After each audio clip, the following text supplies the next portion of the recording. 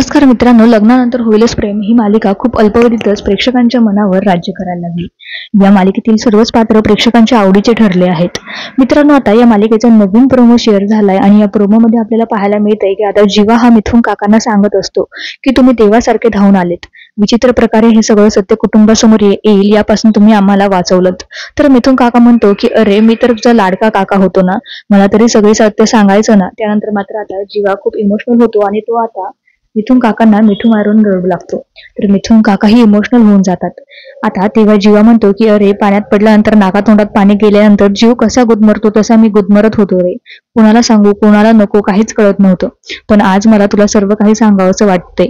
त्यावर आता मिथुन काका म्हणतो की अरे, तुझं एवढं प्रेम होतं तर मग तू नंदिनीशी लग्न कशाला केलंस. तर जीवा आता ओढतच म्हणतो की मग काय करू मी. ती काव्याचं जिचं नाव माझ्या छातीवर करून घेतलं होतं ती माझ्यासाठी जराही वेळ थांबली नाही. मी जेव्हा मंडपात पोहोचलो तर तिने पार्थ दादासोबत लग्न केलं होतं.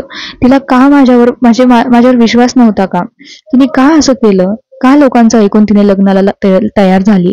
तिने जराही विचार का केला नाही. थोडा वेळ पण थांबले नाही मला येऊपर्यंत. मी काय करायला पाहिजे होतं. तर याच रागात मी नंदिनीची मला परिस्थिती बघवली नाही. तिच्यावर सगळे तिच्या चारित्र्यावर संशय घेत होते आणि ते मला काहीच पाहवत नव्हतं. मला सत्य माहित होतं की नंदिनीने तसं काहीही केलेलं नाहीये. त्यामुळे मी नंदिनी सोबत लग्न केलं. त्यानंतर मिथुन काका म्हणतात की तू काही काळजी करू नकोस जीवा, मी हे सगळे काही पुरावे नष्ट करतो. तर मित्रांनो, मिथुन काका आता जीवाला पूर्ण सपोर्ट करत आहे.